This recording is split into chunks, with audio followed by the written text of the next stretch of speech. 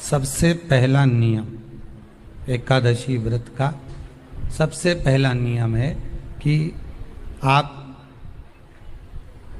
जिस दिन व्रत करो उसके एक दिन पहले भक्ति का संचार इस हृदय में कर लो। भक्ति का संचार इस हृदय में कर लीजिए। जिस दिन आप व्रत करो, जैसे एकादशी का व्रत कर रहे हो तो दशमी के दिन शाम का समय जब आवे, रात्रि जब होने लगे, शाम का समय आवे और रात्रि का आप जब भोजन ग्रहण करो तो उस भोजन में कोई ऐसा पदार्थ ग्रहण मत करिए जिस पदार्थ के कारण आपकी एकादशी बिगड़ जाए। श्रेष्ठ भोजन ग्रहण करिए दशमी के। और एकादशी का दूसरा नियम बहुत ध्यान से सुनिएगा। जिस दिन आपकी एकादशी का व्रत हो उस दिन प्रयास करिएगा कि अपने हाथ से किसी भी वृक्ष की कोई पत्ती टूटे ना। अपने हाथ से किसी भी वृक्ष की, पौधे की, किसी भी वृक्ष की पत्ती अपने हाथ से ना टूटे। बहुत ध्यान दीजिएगा महाराज। एकादशी का ये दूसरा नियम है कि अपने हाथ से किसी पौधे की, किसी वृक्ष की, किसी डाली की कोई पत्ती। कितना सुंदर व्याख्यान कहा है, कितना सुंदर वर्णन है महाराज कि मात्र एकादशी का व्रत कर लेने पर, मात्र एकादशी का व्रत कर लेने पर जो पूर्व में किया गया हमारा पाप कर्म है, हमने किसी जीव की हत्या करी है, हमने किसी को कष्ट प्रदान करा है, हमने किसी को अपशब्द कहा है, हमने किसी को ताने दिए, हमने किसी को आड़ा टेढ़ा कहा है, हमने किसी को गालियां दे दी है, मात्र एकादशी का व्रत ही कर लेने पर ये सारे जो दोष हैं वो समाप्त हो जाते हैं। सारे दोष हमारे समाप्ति पर आ जाते हैं। अब एक विचार करिएगा थोड़ा सा अपने मन में, अपने चित्त में, अपनी वृत्ति में एक बात उतारिएगा। एक अपने मन में एक बात को उतार कर रखिएगा कि आप अपने पाप को, अपने पाप कर्म को जिस दिन छिन्न करने वाले हो, समाप्त करने वाले हो, अपने पाप को आप जिस दिन समाप्ति पर लेकर जा रहे हो तो उसके एक दिन पहले आपको प्रसन्नता होना चाहिए कि नहीं होना चाहिए कि कल मेरा पाप कटने वाला है, कल मेरा पाप समाप्त होने वाला है।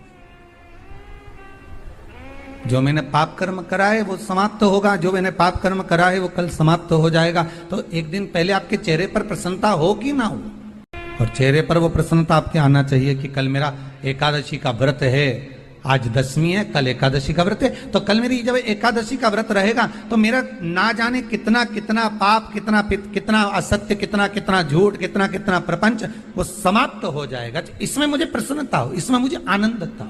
तो क्या कहा गया कि प्रयास करिएगा कि एकादशी के दिन कोई वृक्ष की, कोई डाली की, कोई कोपल की कोई पत्ती ना तोड़ी जाए। क्यों? तो कहा अगर उस पत्ती को हम तोड़ देते हैं, वृक्ष की पत्ती को या क्यारे में लगी हुई कोई डाली की पत्ती को हम तोड़ देते हैं तो एकादशी का पुण्य फल प्राप्त नहीं होता। एकादशी का कोई फल हमारे खाते में नहीं जाता, पुण्य फल प्राप्त। अब फिर भले तुम, चाहे तुमने मोरधन खाया हो, चाहे तुमने फिर चिप्स खाई हो, चाहे तुमने फिर व्रत का कितना ही सामान खा गए हो और तुमने सोचा कि आज मेरी एकादशी है, तो फिर उसका कोई फल प्राप्त नहीं है, उसका कोई सुख प्राप्त नहीं है आपको, फिर उसका कोई आनंद प्राप्त नहीं है आपको, फिर उसमें कोई आनंद की अनुभूति आपको नहीं मिल रही। को याद रखिए, गौदान और एकादशी, श्रीमद वल्लभाचार्य जी ने मायावत का खंडन करा था जगन्नाथपुरी में, और श्रीमद वल्लभाचार्य जी ने कहा था एकादशी मरने के बाद मत दो, एकादशी जीते जी दो। कहा था कि नहीं कहा था? जीते जी दान करिए। इसलिए जगदीश में, जगन्नाथपुरी में एकादशी उल्टी लटकी हुई है। करें आपने दर्शन? जगदीश में एकादशी को उल्टा लटकाया। क्यों? क्योंकि वल्लभ ने कहा कि एकादशी जीते जी दो। कई पंडितों कहते हैं तुम्हारे दादाजी मर गए, जब 12वें का दिन होता है ना तो पंडित जी संकल्प छुड़ाते हैं, दो एकादशी। बड़े बेटे ने 5 दे दी, छोटी बहू ने 3 दे दी, उसने 2 दे दी, उसने 2 दे दी, तो क्या तुम्हारे दादाजी भिखारी थे जो तुम्हारी एकादशियां लेकर जाएंगे? और तुम कौन होते हो दादाजी को एकादशी देने वाले? तुमने कौन सा इतने पुण्य कर लिए जो तुमने एकादशी दे दी? एकादशी के दान की महत्वता श्रीमद् वल्लभाचार्य जी ने कहा कि कोई व्यक्ति अगर खटिया पर सड़ रहा है, पलंग पर तड़प रहा है, हॉस्पिटल में पड़ा हुआ है, तो निवेदन है कि उसको देखने जाओ तो अपनी करी हुई एकादशी में से 2 एकादशी का दान उसको तुरंत दे दो। क्यों? तो जिससे उसको मोक्ष मिल जाए, मरने के बाद नहीं। क्योंकि मरने के बाद तो वो 10वें के दिन, गरुड़ पुराण में लिखा है 10 दिन तक जीवात्मा घर की अटारी पे रहती है। कितने दिन? 10 दिन। 10 दिन के बाद जीवात्मा चली जाती है।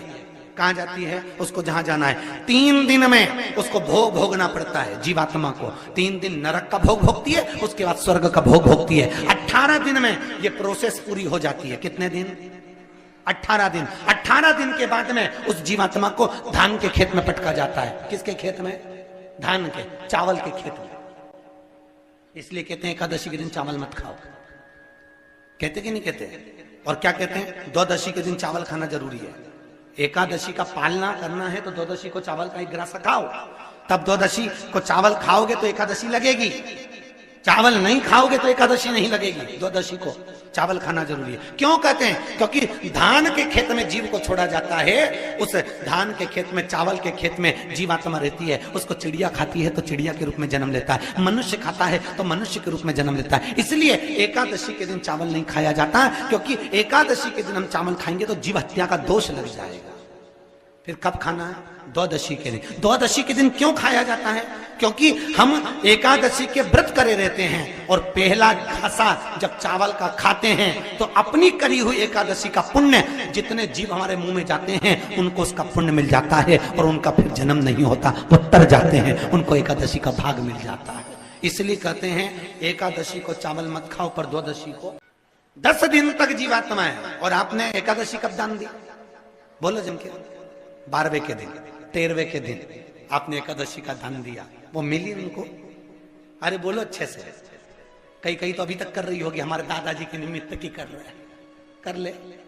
फिर वही वाली बात आ गई, गुलाब के फूल में पानी जारी है। एकादशी के दिन शंकर भगवान को चावल का दाना चढ़ाना चाहिए कि नहीं चाहिए?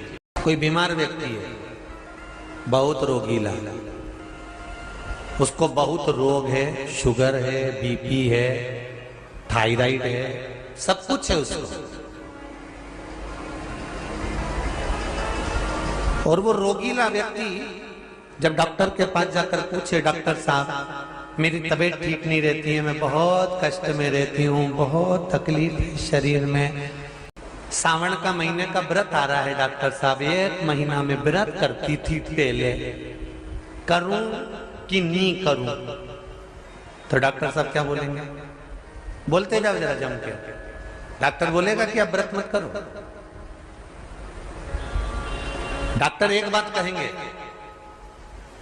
शरीर स्वस्थ रखना है, व्रत बाद में हो जाएगा, अगले वर्ष कर लेना, पर अभी शरीर को सही रखने के लिए दोनों समय अच्छे पेट भरकर सात्विक भोजन करो और अपने शरीर को ठीक करो। सात्विक भोजन, अपने शरीर को, व्रत बाद में भी हो जाए, अगले वर्ष हो जाए। अभी तुम थोड़ा सवेरे 2 बिस्कुट ले लिया करो, सुबह नाश्ता ले लिया करो, भोजन ले लिया करो, फिर दोपहर में कुछ हल्का फुल्का लेकर थोड़ी थोड़ी देर में खाते रहना चाहिए हो।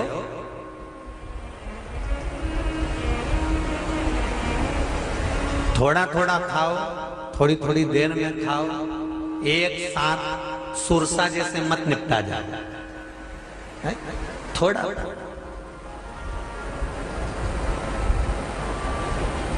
ज्यादा खाओगे और ज्यादा कमाओगे तो दूसरों को कष्ट नहीं होगा, कष्ट खुद को होगा। ज्यादा खाओगे अपाच्य हो जाएगा, रात की नींद उड़ जाएगी, शरीर में अच्छा नहीं लगेगा। ज्यादा कमाओगे, रात की नींद उड़ जाएगी, दुनिया की दृष्टि तुम पर पड़ जाएगी और तुम्हारी रातों की नींद। कमाओ भी उतना जितना खर्च कर सको और खाओ भी उतना जितना पचा सको। अति सर्वस्व वर्जित। डॉक्टर कहेंगे ये तुम्हारा व्रत जो है ना अगले साल कर लेना, इस साल मत करिए, इस साल तो आराम से भोजन वोजन करो तुम लोग, बढ़िया प्रेम से खाओ पिए। तो उसी तरह किसी ने पूछा कि चावल का दाना एकादशी पर भगवान शंकर को चढ़ा सकते, चावल का दाना शंकर जी को चढ़ाते क्यों है, पहले तो वो समझ। बेलपत्री का तो महत्व आपको बार बार बताया कि बेलपत्री शिव जी को क्यों चढ़ाई जाती है, कहीं रोग के लिए, कहीं बीमारी के लिए, कहीं किस कार्य के लिए, कहीं कोई कार्य के लिए, कहीं कोई कार्य के लिए। चावल का दाना अगर हम शंकर भगवान को चढ़ा रहे हैं तो क्यों चढ़ा रहे हैं, उसका कारण क्या है? चावल का दाना शिव को चढ़ाने का केवल एक कारण रहता है कि चावल को अक्षत कहते हैं।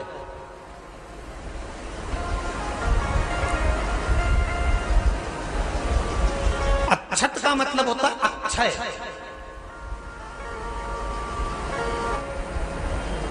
उसका मतलब क्या होता है? अक्षय, जिसका कभी क्षय ना हो। जब हम भगवान शंकर को चावल का दाना चढ़ाते हैं, जैसे बहुत ध्यान दीजिएगा महाराज, बहुत समझने वाली बात है, बहुत ध्यान से।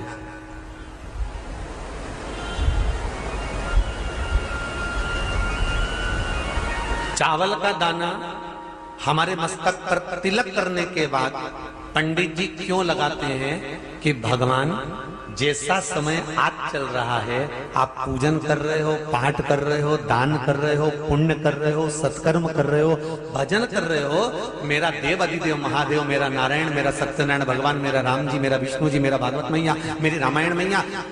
ब्राह्मण मस्तक पर तिलक लगाने के बाद चावल इसलिए लगाता है कि जैसा समय आज चल रहा है, भगवान तुमको ऐसा ही समय बनाकर रखे और तुम ऐसे ही चार चांद लगाते रहो, दान पुण्य संकीर्तन करते रहो। इसलिए मस्तक पर चावल का दाना लगाया जाए। कोई मर जाता है, मरने के बाद जब तक पगड़ी नहीं होती तब तक माथे पर तिलक, चावल का दाना लगाया जाता है। जम के बोलो जरा, नहीं लगाता।